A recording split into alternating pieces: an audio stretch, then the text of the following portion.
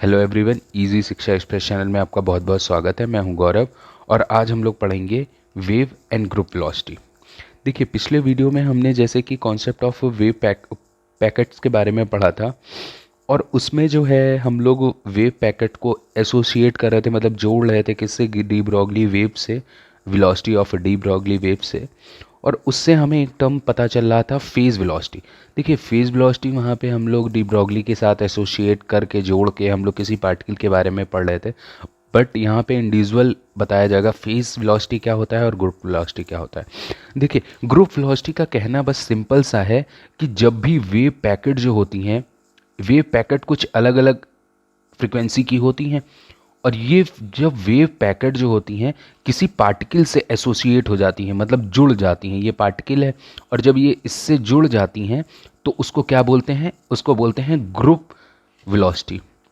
ये group velocity बन जाती है। और अगर सपोज यही वेव पैकेट जो होती हैं वो अगर किसी सिंगल वेव से, कोई सिंगल वेव ट्रेवल कर रही हो, उससे अगर ये जो एसोसिएट हो जाती हैं, कंप्राइजिंग का मतलब होता है जुड़ जाती हैं, तो क्या बोलते हैं, उसी को बोलते हैं फेज वेलोसिटी। Phase velocity. देखिए, फर्क इन दोनों में समझ लीजिए, इसमें पार्टिकल से जुड़ जाती हैं और इसमें क्या होता है, सिंगल वेव से जब जुड़ जाती हैं, क्या जुड़ जाती हैं, ये फेज वेलोसिटी। फेज वेलोसिटी, ये फेज वेलोसिटी आ जाता है। ठीक है, और ये जो हमारा ये होता है, ये होती है wave packet. Wave packet, wave packet जो होती हैं, जब ये सिंगल वेव से जुड़ेंगी तो फेज वेलोसिटी आएगा, सॉरी इधर लिखा हुआ है, ये फेज वेलोसिटी आ जाएगा। और अगर किसी पार्टिकल से, सिंगल पार्टिकल से जुड़ जाएंगी तो उसको क्या बोलते हैं, ग्रुप वेलोसिटी बोलते हैं।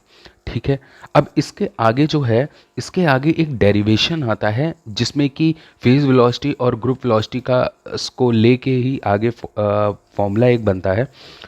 तो उसके बारे में हम लोग थोड़ा सा डेरिवेशन पढ़ेंगे और ये डेरिवेशन काफ़ी इंपॉर्टेंट है।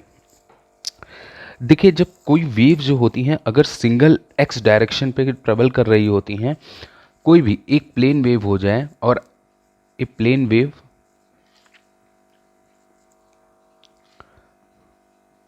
Travel in the x direction, मान लीजिए एक्स डायरेक्शन में अगर वो ट्रेवल कर रही हैं, तो देखिए इसका फॉर्मूला क्या होगा, y is equal to a sine 2 pi x upon lambda minus omega t. ठीक है, अब देखिए y इज इक्वल टू, यहाँ पे y जो है ये किसको रिप्रेजेंट कर रहा है, ये फंक्शन को एक रिप्रेजेंट कर रहा है। a क्या हो गया, a हमारा होता है एम्पलीट्यूड। एम्पलीट्यूड आपको पता होगा, जब वेव होती है, वेव की जो सबसे ऊपर का पार्ट होता है वो एम्पलीट्यूड बोलते हैं उसको। तो ये एम्पलीट्यूड हो गया, और इसमें एक टर्म और ऐड होता है जिसको बोलते हैं ओमेगा। तो देखिए, ये ओमेगा जो है, ये ओमेगा क्या है, ये ओमेगा होता है एंगुलर, एंगुलर फ्रीक्वेंसी होती है, एंगुलर फ्रीक्वेंसी आती है। ठीक है, अब इसमें एक और चीज आती है जिसको हम लोग बोलते हैं के। के देखिए ये होता क्या है, के होता है प्रोपागेटिंग, प्रोपागेशन कांस्टेंट बोलते हैं, propagation constant.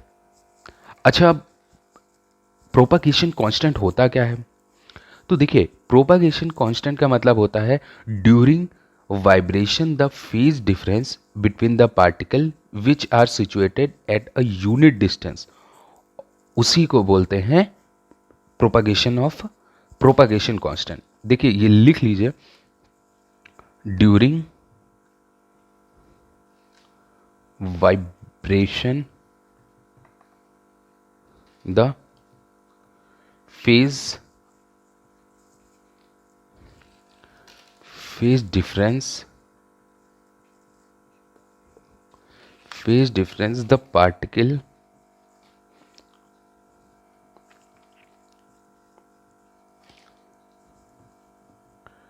which are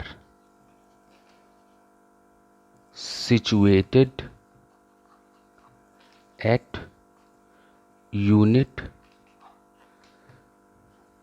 distance।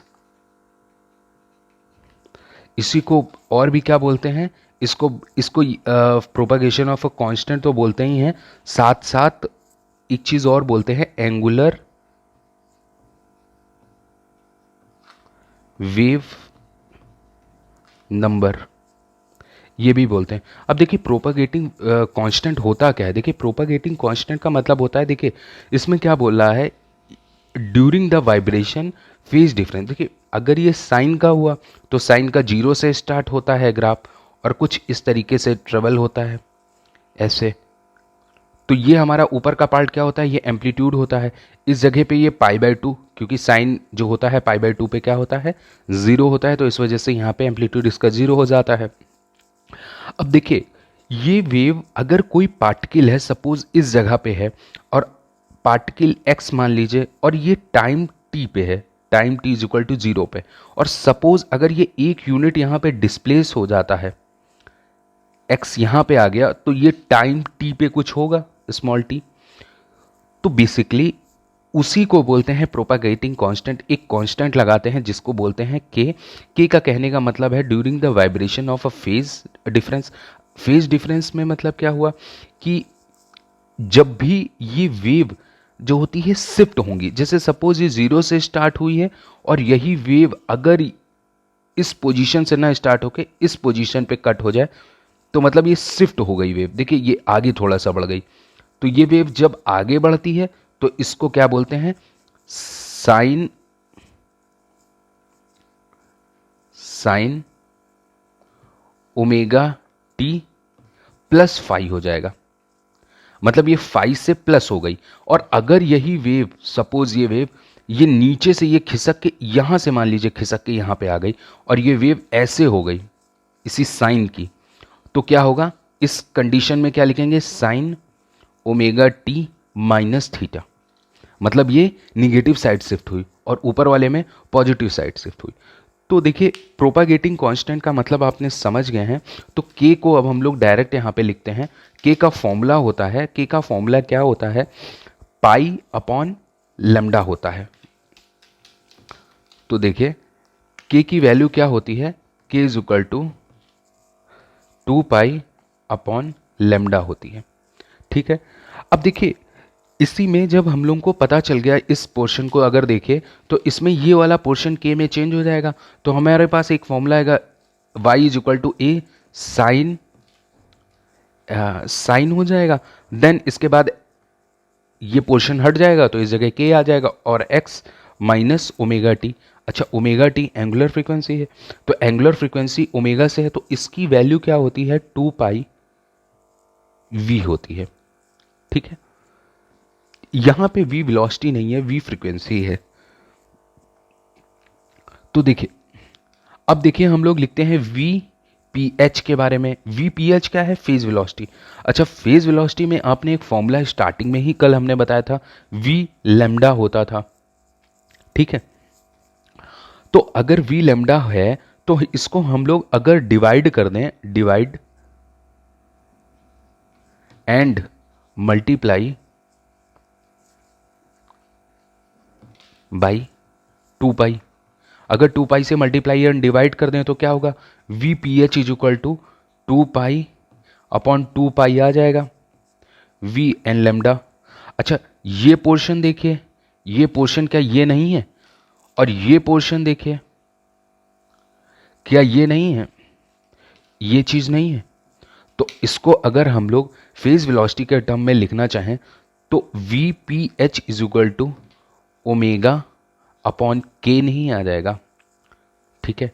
तो एक फेज वेलोसिटी का ये रिलेशन हमारे सामने बन के आ जाता है। अब देखिए हमारे पास एक टर्म ये है, एक इक्वेशन, फर्स्ट इक्वेशन ये है और सेकंड ये है हमारे पास बन गई, ठीक है। अब ये दोनों इक्वेशन हमारे पास बनने के बाद अब देखिए अगर वेव में दो वेव हैं, फेज अगर उसमें देखते हैं, फेज में क्या होता है, दो वेव होती हैं, एक सिंगल वेव होती है और एक वेव पैकेट्स होती हैं। अगर एक सिंगल वेव पैकेट से एसोसिएट होंगी तो उसमें क्या चेंज आएगा, तो उसमें भी कुछ अमाउंट जो होता है ऐड होगा, तो उसका पोर्शन लिखने के लिए हमें दूसरा लिखना पड़ता है, तो उसको क्या बोलते हैं, y2 मान लीजिए। सॉरी, ये तो हमारे पास जो बन के आया था इसको हम लोग ने क्या y1 मान लिया। अगर हम लोग y2 ले लें, अगर सपोज हमारी वेव एसोसिएट हो गई सिंगल वेव, तो क्या होगा, तो a साइन ओमेगा टी आएगा। वो सॉरी, के एक्स था यहाँ पे, तो के एक्स में अगर हम लोग देखें तो के का पार्ट तो के रहेगा, बट इसमें प्लस एक डेल्टा के आ जाएगा, क्योंकि सिंगल वेव एसोसिएट हो रही है, जुड़ रही है, इस वजह से डेल्टा के लिए, क्योंकि डेल्टा एक बहुत ही छोटा डिफरेंस है। ठीक है, उसी तरीके से ओमेगा ले लेंगे, ओमेगा में भी प्लस डेल्टा ले लेते हैं, और क्या करेंगे, टी जो है हमारा बच रहा है तो टी, इतना पोर्शन हमारा बन के आ जाता है। अब देखिए हमारे पास ये थर्ड इक्वेशन तैयार हो गई। अब इतना तैयार होने के बाद अगर हम लोग फर्स्ट और थर्ड को ऐड कर दें तो क्या क्या होगा, देखिए, तो देखिए जब हम लोग फर्स्ट और थर्ड इक्वेशन को ऐड कर रहे हैं तो y is equal to y1 और प्लस y2 लिख सकते हैं। तो देखिए y1 हमारे पास जो था उसको हम लोग एज इट इज लिख लेते हैं, a sine k x plus sorry minus omega t. ठीक है, प्लस अब जो चेंज है इसका a sine k plus delta k x minus sine sorry minus आएगा minus omega plus del omega t. ये हमारे पास पूरा दोनों को अगर पार्ट जोड़ेंगे तो हमारे पास ये बन के तैयार होगा। तो देखिए इसमें एक फॉर्मूला आपको याद होगा, sine A plus sine B वाला, क्लास 11th में पढ़ा होगा, cos A minus B upon 2 होता था, and sine A plus B by 2 होता था। ये फॉर्मूला था क्लास 11th में। तो देखिए इसी फॉर्मूले के अकॉर्डिंग अगर हम इसको चेंज करेंगे तो हमारे पास कैसे बन के आएगा, देखिए y इज इक्वल टू क्या हो जाएगा, 2a cos x del k minus del omega t upon 2 bracket sine bracket 2k plus del k bracket close x minus 2 omega plus del omega t, इतना बन जाएगा। और अपॉन में क्या आएगा, अपॉन में आएगा 2। ठीक है, अब देखिए इसमें जो ये डेल के है ये बहुत ही स्मॉल है, del k and del omega is very small, बहुत स्मॉल है, जिसकी वजह से हम लोग क्या करते हैं, इसको निग्लेक्ट कर देते हैं। और इसको जब हम लोग निग्लेक्ट करते हैं तो क्या बोलते हैं कि जैसे 2k प्लस डेल के है तो इसको हम लोग क्या मानते हैं, डायरेक्ट 2k ही मान लेते हैं। सेम चीज ओमेगा में भी अप्लाई कर देते हैं। ओमेगा में जैसे हमारे पास 2 ओमेगा है तो प्लस डेल ओमेगा है, और उसको अगर जब हम लोग जोड़ लेते हैं इसी में तो 2 ओमेगा ही ऐड कर लेते हैं, क्योंकि बहुत ही स्मॉल जो होता है चेंज होता है, जिसकी वजह से इसको ज़्यादा हम लोग कंसीडर नहीं करते। तो ये चीज़ अप्लाई कहाँ पे होगी, सिर्फ और सिर्फ साइन वाले फंक्शन में ये सारी चीज़ें हो रही हैं, तो इस वजह से सिर्फ और सिर्फ साइन वाले कंडीशन पे होंगी। ठीक है, तो देखिए y ये वाला तो एज इट इज रहेगा, तो y is equal to 2a cos x del k minus del omega t upon 2 bracket close, sine के अंदर चेंज आ जाएगा पूरा का पूरा, तो k 2 कट जाएगा नीचे से, तो plus x plus del omega t आ जाएगा। ये इतना पोर्शन बन के तैयार हो जाता है। देन देखिए जो हमारा रिजल्टेंट होता है वो सिर्फ और सिर्फ जो हमारा पोजीशन और रिजल्टेंट होता है वो सिर्फ और सिर्फ कोसाइन फंक्शन में डिपेंड करता है, ना कि साइन फंक्शन में। साइन फंक्शन में हमारा रिजल्टेंट नहीं डिपेंड करता है, सिर्फ और सिर्फ कॉस फंक्शन में करता है। तो इस वजह से हम लोग ये साइन वाला भी इसको पोर्शन को हम लोग क्या करते हैं, निग्लेक्ट कर देते हैं। आप अपनी कॉपी में नीचे लिख लीजिएगा कि sine function is neglected because of resultant. ठीक है, the cosine factor is only use in resultant wave. हाँ ठीक है, इतना आप लिखने के बाद देखिए आपके पास क्या बन के तैयार होगा, एक ये फंक्शन हमारे पास बन के तैयार हो जाता है। अब देखिए अगर इसी को y जो है इस जगह पे y को अगर हम लोग एम्पलीट्यूड से अगर रिप्लेस करें इस जगह a डैश से, तो कोई प्रॉब्लम तो नहीं होनी चाहिए वैसे। तो इसको हम लोग क्या करते हैं, इसको हम लोग यहाँ पे निग्लेक्ट कर देते हैं। तो y की जगह पे क्या आएगा, a डैश आ जाता है। तो हम लोग सेम फंक्शन को इसको y से रिप्लेस करके a डैश लिख लेते हैं। अब देखिए इस जगह पे हमारा एक पोर्शन एंड होता है। अब इस जगह पे हम लोग फेज वेलोसिटी को यहीं पे रोक के हम लोग ग्रुप को भी ग्रुप वेलोसिटी को भी कंसीडर करते हैं, तभी तो हमारा इसका इक्वेशन और उसका इक्वेशन एड ऑन होगा। तो देखिए अगर हम लोग जब भी ग्रुप वेलोसिटी की बात करेंगे तो स्मॉल b g आएगा। तो देखिए जो ग्रुप वेलोसिटी होती है वो क्या होती है, ग्रुप वेलोसिटी जो होगी वो होगी del omega by 2 upon del k upon 2। ठीक है, मतलब वो छोटा सा चेंज जो ओमेगा में हो रहा था और वो जो छोटा सा चेंज के में हो रहा है, उन दोनों को लेके हम करते हैं। तो यहाँ पे क्या आएगा, डेल ओमेगा अपॉन डेल के आ जाएगा, ये पोर्शन आ जाएगा। ठीक है, अब इसके बाद जो होता है कि हम लोग वीजी को अगर हम लोग इस पे लिमिट लगा दें, ठीक है, लिमिट का अगर हम लोग लिमिट यहां पे यूज कर लें, लिमिट क्या होगा, डेल के टेंस टू 0, तो इज इक्वल टू हमारे पास क्या बन के आएगा, आएगा स्मॉल इसको डी डेल अपॉन डेल के। अगर इसको इस पोर्शन में लिख लें तो देखिए क्या होगा, जब स्मॉल चेंज आएगा तो इसकी जगह पे हम लोग क्या करेंगे, इसकी जगह पे जो हमारे पास वैल्यू थी, जो हमारे पास फॉर्मूले थे ओमेगा का था फॉर्मूला था 2 पाई वी और के का फॉर्मूला था हमारे पास 2 पाई लेमडा था। तो वही फॉर्मूला यहाँ पे क्या होगा, एड ऑन होगा। तो उसके लिए हम लोग क्या करते हैं, डायरेक्ट लिखते हैं Vg is equal to two pi del v आ जाएगा क्योंकि उसकी जगह पे इन पोर्शन तो ये तो कांस्टेंट है। सेम उसी तरह 2 पाई डी 1 अपॉन लेमडा में आएगा। क्यों, क्योंकि यहाँ पे ये फंक्शन तो कांस्टेंट है, इस पे तो होगा नहीं, तो 0 आ जाएगा। तो ये पोर्शन कट के तो क्या बनेगा, Vg is equal to d upon del d upon 1 lambda. Then अगर इस फंक्शन को ऊपर की तरफ शिफ्ट करते हैं तो क्या बनेगा, देखिए अगर सेम चीज को ऊपर की तरफ शिफ्ट करेंगे तो ये माइनस में आ जाएगा।